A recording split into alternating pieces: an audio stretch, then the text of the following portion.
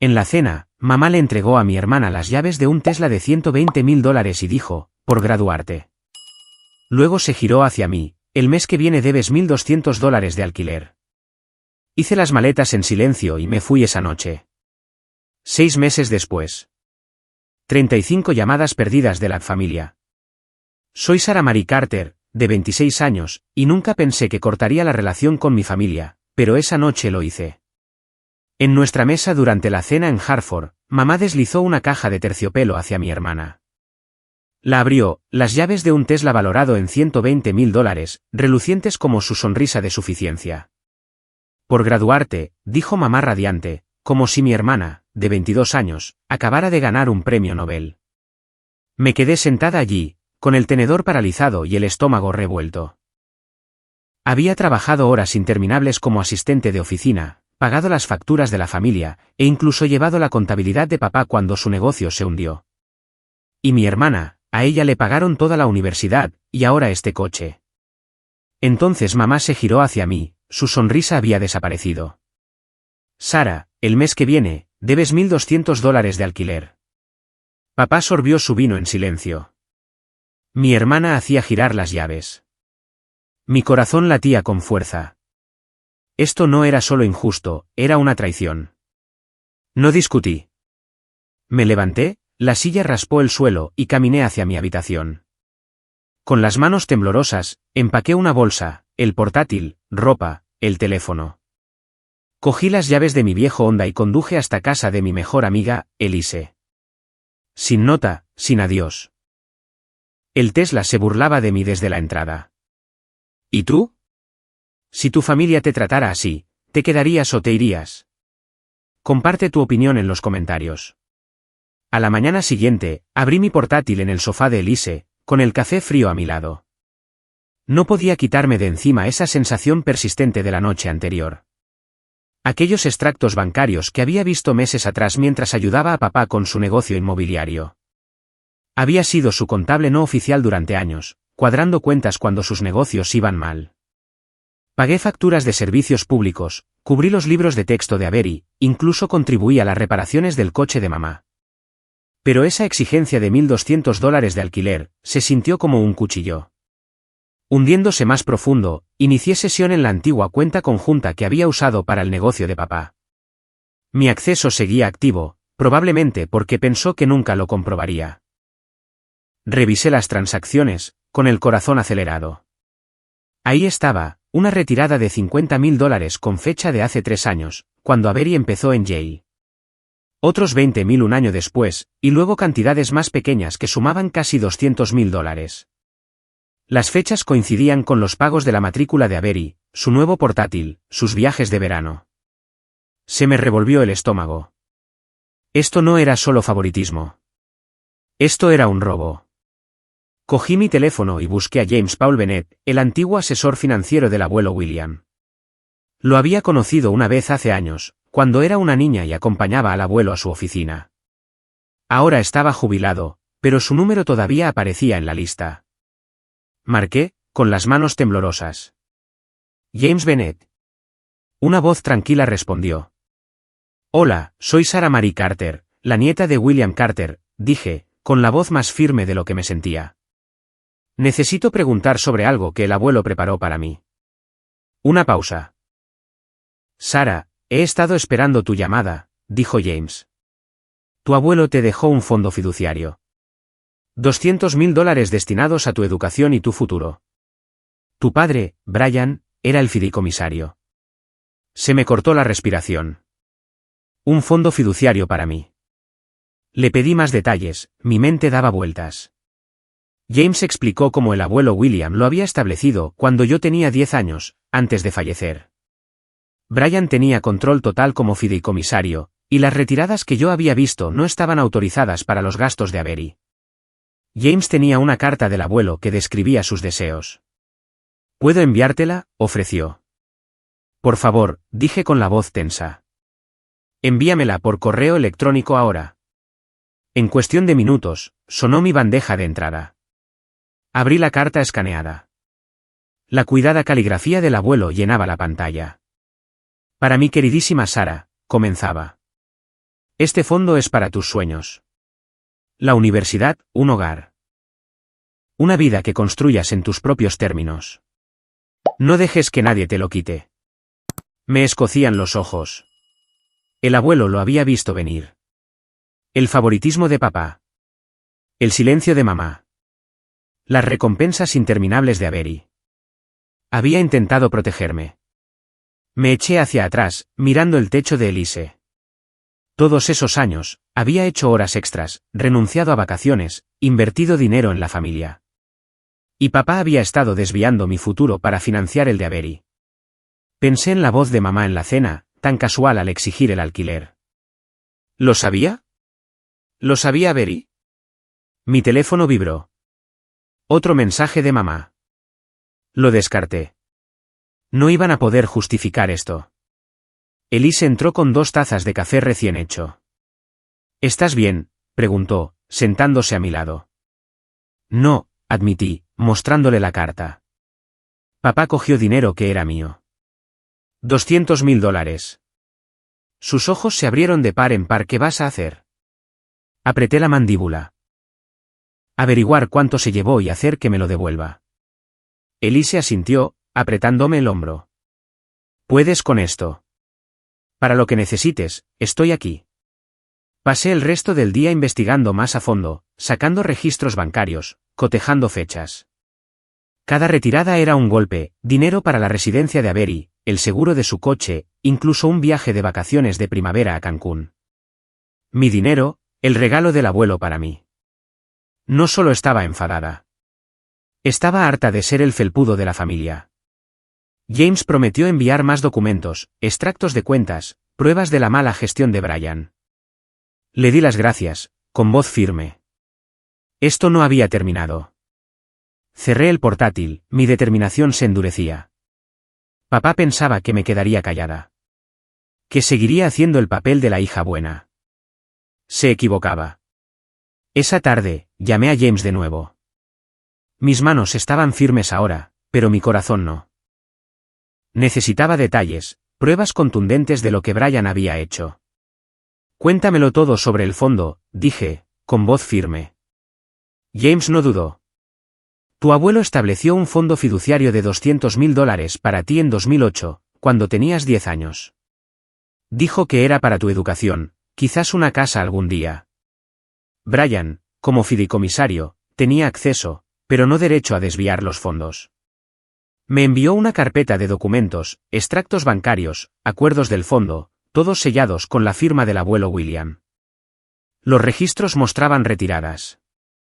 $50.000 para la matrícula de Avery en Yale en 2022, $20.000 para sus estudios en el extranjero en París, $10.000 para los pagos de su coche. Sumas más pequeñas cubrían sus actualizaciones de teléfono, incluso un viaje de esquí el invierno pasado. Casi todo el fondo había desaparecido. Agarré mi teléfono, mis nudillos blancos. Brian no solo había favorecido a Avery. Había borrado mi futuro para financiar el de ella. Había pasado años trabajando en turnos de noche, pagando las facturas de la familia, pensando que nos mantenía unidos. Había cubierto la compra cuando los negocios de papá fracasaban, ordenado su papeleo, incluso pagado los libros de texto de Avery. Y esta era mi recompensa. Nada. Caminé de un lado a otro por el salón de Elise, mi rabia crecía. Usó mi dinero, le dije a Elise, golpeando los documentos sobre su mesa de café. Cada céntimo que el abuelo me dejó fue para Avery. Elise hojeó los papeles, su rostro pálido. Esto es asqueroso. Tu padre lo planeó. Asentí, con la mandíbula apretada. Y mamá nunca dijo una palabra. Dejó que sucediera. Me abrazó, su voz feroz. No te mereces esto, Sara. Tienes que contraatacar. Sus palabras encendieron un fuego en mí. Había sido la solucionadora de problemas de la familia, la que se quedaba callada, trabajaba duro y no pedía nada. Pero Brian había cruzado un límite. El fondo del abuelo era mi oportunidad para una carrera, un hogar, una vida que me había ganado. No iba a dejar que se saliera con la suya. Pensé en Avery conduciendo su Tesla, probablemente sin tener ni idea de dónde venía el dinero. ¿Lo sabía? ¿Le importaba? Los mensajes de mamá seguían llegando, 3 más desde ayer, todos sin leer. No quería sus excusas. Quería justicia. Brian pensaba que me rendiría como siempre. Se equivocaba. Abrí mi portátil y busqué un abogado en Hartford. El nombre de Stephen Thomas Walsh apareció, un especialista en fondos y patrimonio con reputación de ganar casos difíciles.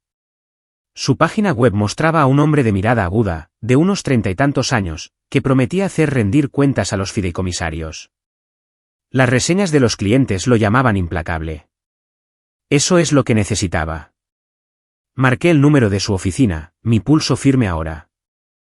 Bufete de abogados Walsh, respondió una mujer. Soy Sarah Carter, dije. Necesito hablar con Stephen Walsh sobre un fondo fiduciario del que mi padre ha hecho un uso indebido. Me concertó una consulta para la mañana siguiente. Colgué, mi resolución era sólida. Brian había tomado lo que era mío, pero yo iba a recuperarlo. El fondo del abuelo no era solo dinero. Era su fe en mí. No iba a renunciar a eso. A la mañana siguiente, conduje hasta la oficina de Stephen en el centro de Hartford. Su edificio era elegante, todo cristal y ángulos agudos, pero apenas me di cuenta. Mi atención estaba en la carpeta de mi bolso, los documentos de James, la prueba de la traición de Brian. Entré en la oficina de Stephen Thomas Walsh, con las manos firmes, pero el corazón acelerado. Stephen me saludó, su apretón de manos fue firme. Sarah Carter, ¿verdad? Cuéntame qué está pasando.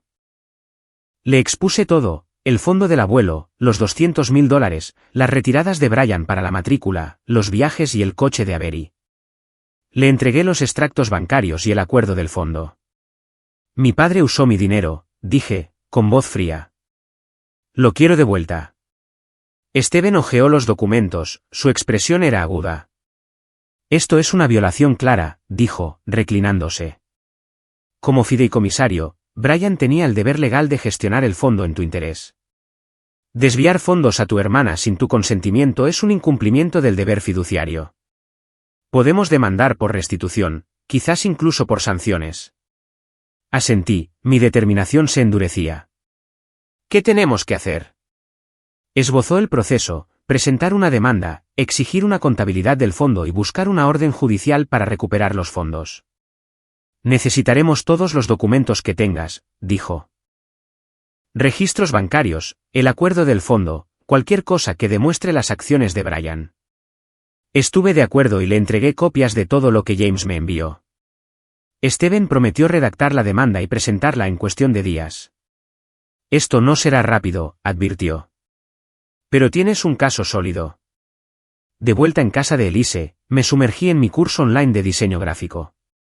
Había estado trabajando en un proyecto de logotipo para un cliente ficticio, ajustando fuentes y colores hasta altas horas de la noche.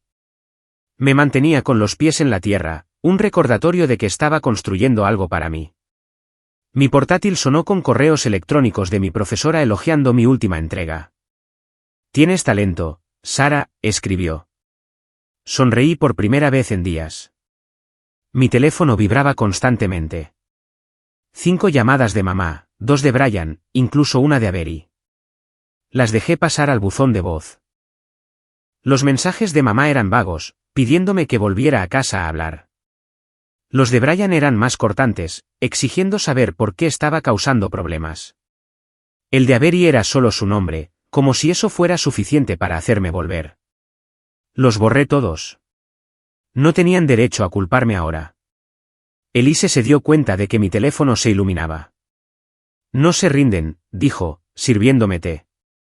Pueden intentarlo todo lo que quieran, respondí, con voz plana. He terminado con sus excusas. Ella sonrió. Esa es mi chica. Mantén la vista en el objetivo. Pasé la semana siguiente reuniendo más pruebas. James envió registros adicionales, correos electrónicos de Brian solicitando retiradas del fondo, afirmando que eran para gastos familiares. Cada correo electrónico era una mentira, vinculada a la matrícula o los viajes de Avery. Se los reenvié a Stephen, quien llamó para confirmar que había presentado la demanda.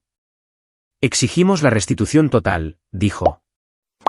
$200.000 más intereses y honorarios legales.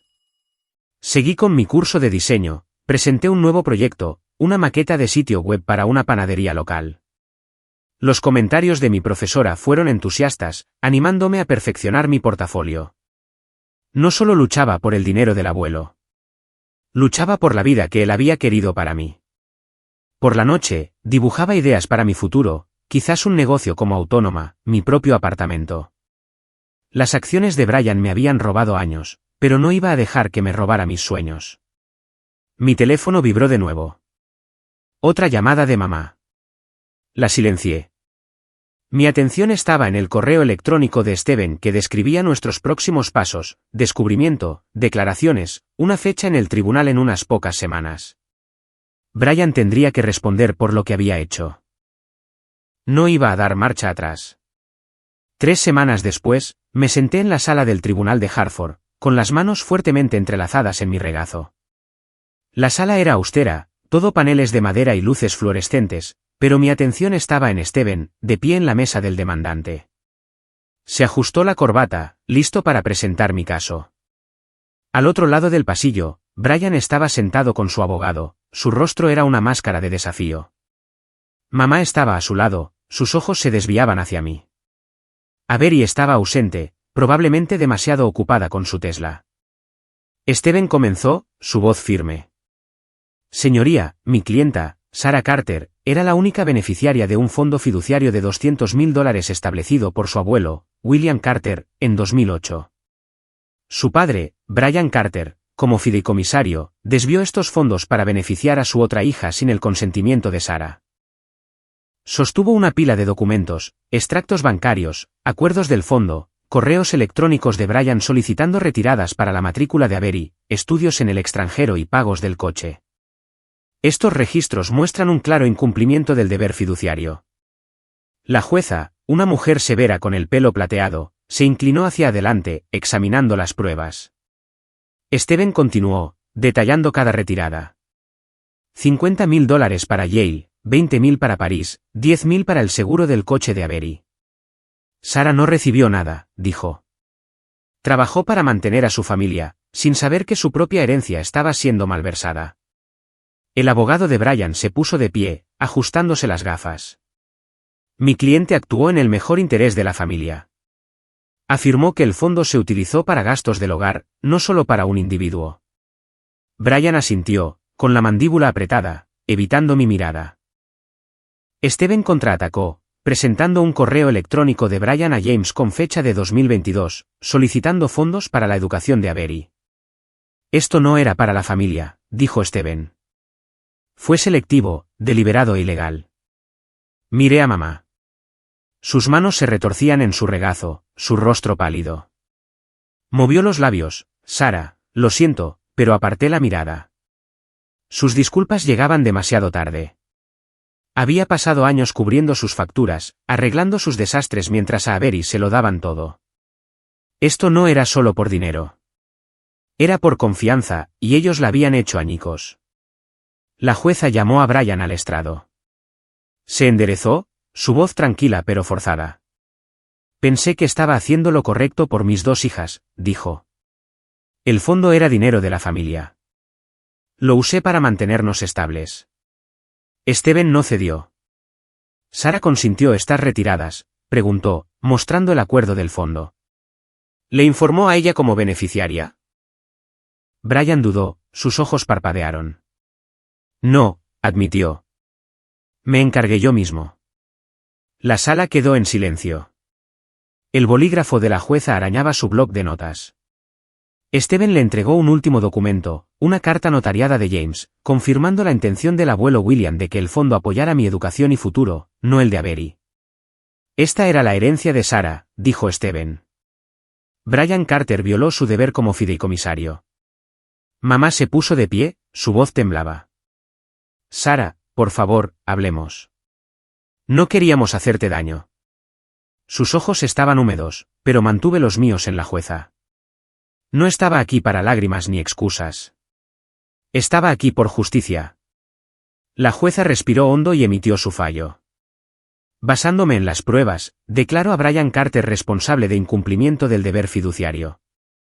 El tribunal ordena la restitución de $200.000 a Sarah Carter más $25.000 en daños punitivos por mala conducta intencionada. Hizo una pausa, su mirada aguda. Señor Carter, sus acciones fueron una clara violación de la ley de fideicomisos. También cubrirá todos los honorarios legales. El rostro de Brian se puso blanco. Mamá jadeó, agarrándole del brazo. Me quedé quieta, mi corazón latía con fuerza, pero firme. El mazo golpeó y el peso de años se levantó de mis hombros. El fondo del abuelo era mío de nuevo. No solo el dinero, sino su fe en mí. Steven se giró hacia mí, una pequeña sonrisa en su rostro. Lo conseguimos, Sarah. Has ganado. Asentí, mi voz baja. Gracias por todo. Al salir del tribunal, mamá se acercó, con las manos extendidas. Sarah, ¿podemos hablar? Seguimos siendo familia. Di un paso atrás, mi tono firme. Tú tomaste tu decisión, Nancy. Todos lo hicisteis. Pasé a su lado, con la cabeza alta. Brian gritó mi nombre, pero no me di la vuelta. Avery ni siquiera se había presentado. Ya no eran mi familia. Afuera, Elise esperaba en su coche, su sonrisa era amplia cuando me vio. Lo has bordado, ¿verdad? Me van a devolver cada céntimo, dije, deslizándome en el asiento del copiloto. Y más. Me chocó la mano. Esa es mi chica. ¿Y ahora qué? Miré por la ventana, el horizonte de Hartford se recortaba nítido contra el cielo. Ahora construyo mi vida en mis propios términos. La victoria no fue solo el dinero. Fue saber que había luchado por mí misma, por el legado del abuelo. Las mentiras de Brian, el silencio de mamá, el privilegio de Avery. Ya no podían tocarme. Era libre. Un mes después, firmé los papeles de mi nuevo apartamento en el West End de Hartford. Era pequeño, de un dormitorio con un balcón diminuto, pero era mío. Los $200.000 del fondo, más la sanción de $25.000, cubrieron la entrada y dejaron suficiente para empezar mi vida de nuevo. Me quedé en el salón vacío, con las llaves en la mano, sintiendo un orgullo silencioso. Esto era lo que el abuelo William había querido para mí, un lugar al que llamar hogar. Pasé la primera semana instalándome, pintando las paredes de un gris suave y desempacando cajas que Elise me había ayudado a traer de su casa. Había insistido en llevarlas más pesadas, bromeando con que su membresía del gimnasio finalmente estaba dando sus frutos. Este lugar es perfecto para ti, dijo, dejando una lámpara. Tiene tu estilo. Sencillo pero fuerte. Sonreí, agradecida por ella. No podría haber hecho esto sin ti. Ella me restó importancia con un gesto. Lo estás haciendo todo tú sola, Sarah. Yo solo soy la animadora. Con el apartamento listo, me dediqué de lleno al diseño gráfico como autónoma. Mi curso online había terminado y mi portafolio, con logotipos, sitios web, maquetas y proyectos de marca, era lo suficientemente sólido como para empezar a buscar clientes. Creé un perfil en una plataforma para autónomos y en cuestión de días recibí un mensaje de Kristen Lee Morgan, la dueña de una panadería local que necesitaba renovar su marca. Su correo electrónico era cálido pero directo. Me encanta tu estilo. ¿Puedes diseñar un logotipo y un menú para mi tienda? Me reuní con Kristen en su panadería, un lugar acogedor llamado Sweet Haven, lleno del olor a croissants recién hechos. Tenía unos 30 y tantos años, con ojos agudos y una risa rápida. Quiero algo moderno pero cálido, dijo, pasándome un café. ¿Crees que puedes encargarte? Absolutamente, dije, dibujando ideas en una servilleta. Conectamos al instante, intercambiando conceptos mientras comíamos pasteles. Al final de la reunión, me había contratado para el proyecto completo, logotipo, menús, incluso un sitio web. Era mi primer cliente real, y se sintió como si se abriera una puerta. De vuelta a casa, trabajé hasta altas horas de la noche perfeccionando el logotipo de Kristen. Mi portátil brillaba en el apartamento silencioso. Mis bocetos estaban esparcidos por la mesa. Cada línea que dibujaba, cada color que elegía, se sentía como un paso hacia el futuro que el abuelo había imaginado. No solo estaba diseñando para Kristen. Estaba construyendo una carrera, algo que nadie podía quitarme. Mi teléfono vibró, interrumpiendo mi concentración. La pantalla mostraba 35 llamadas perdidas. 20 de Nancy, 10 de Brian, 5 de Avery. Habían estado llamando durante semanas, dejando mensajes de voz que no había abierto. Los mensajes de Nancy eran largos, suplicando una conversación. Los de Brian eran secos, exigiéndome que dejara esta tontería. Los de Avery eran cortos, solo su nombre, como si esperara que le devolviera la llamada. No lo hice. Habían tomado sus decisiones hacía años, priorizando la vida de Avery sobre la mía. Ya no era su solucionadora de problemas. Elise vino a la noche siguiente, trayendo comida para llevar de un restaurante tailandés cercano. Nos sentamos en mi balcón, las luces de la ciudad parpadeaban abajo. «¿Tu familia sigue bombardeándote el teléfono, preguntó, mirando mi pantalla. «Sí», dije, removiendo mis fideos. 35 llamadas ya. «No voy a contestar». Ella asintió, su expresión firme. «Bien». «No les debes nada». Me recliné, el aire nocturno fresco en mi rostro. Es extraño. Una parte de mí se pregunta qué quieren decir. Pero luego recuerdo que tuvieron años para decirlo, concluyó Elise. Levantó su copa. Por los nuevos comienzos, y por ti arrasando. Me reí, chocando mi copa con la suya. ¿Por eso? La semana siguiente, Kristen me envió un correo electrónico, encantada con el borrador del logotipo. Esto es exactamente lo que quería, escribió. ¿Puedes pasarte para hablar del sitio web? Me reuní con ella de nuevo en Sweet Haven, donde me presentó a su personal y me mostró sus planes para un menú de verano. Nuestras reuniones se convirtieron en charlas de café habituales, sus historias sobre la gestión de la panadería se mezclaban con mis ideas para su marca. No era solo una clienta, se estaba convirtiendo en una amiga. Mi trabajo como autónoma creció de manera constante. Otro cliente, una cafetería local, me contrató para el diseño de un póster. Luego, una organización sin ánimo de lucro me contactó para un paquete de marca. Monté un pequeño rincón de oficina en mi apartamento con un escritorio y un tablero de inspiración. Cada proyecto se sentía como un ladrillo en los cimientos de mi nueva vida. Las llamadas de mi familia no cesaron, pero se desvanecieron en un ruido de fondo. Bloqueé el número de Nancy después de su 21ª llamada. Los mensajes de voz de Brian se volvieron más furiosos, mencionando la lealtad familiar. Las llamadas de Avery se detuvieron después de la 5ª, como si se hubiera rendido. No me importaba. Mi mundo estaba aquí ahora. Mi apartamento, mi trabajo, la risa de Elise, el aliento de Kristen. Había terminado de mirar atrás. 2 meses después, mi apartamento bullía de risas. Era mi 24º cumpleaños, y Elise había convertido mi salón en una zona de fiesta. Guirnaldas de luces colgaban sobre la puerta del balcón, una lista de reproducción de rock indie sonaba a través de un altavoz prestado, y un pastel de la panadería de Kristen tenía mi nombre escrito con una caligrafía elegante.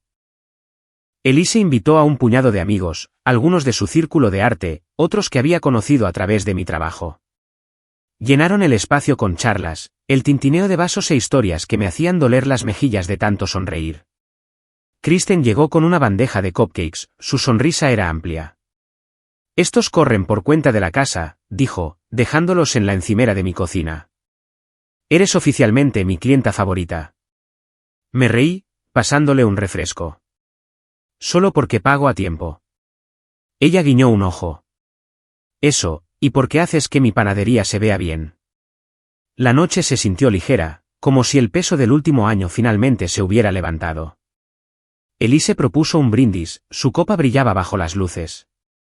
«Por Sara», dijo, «por construir una vida que es toda suya».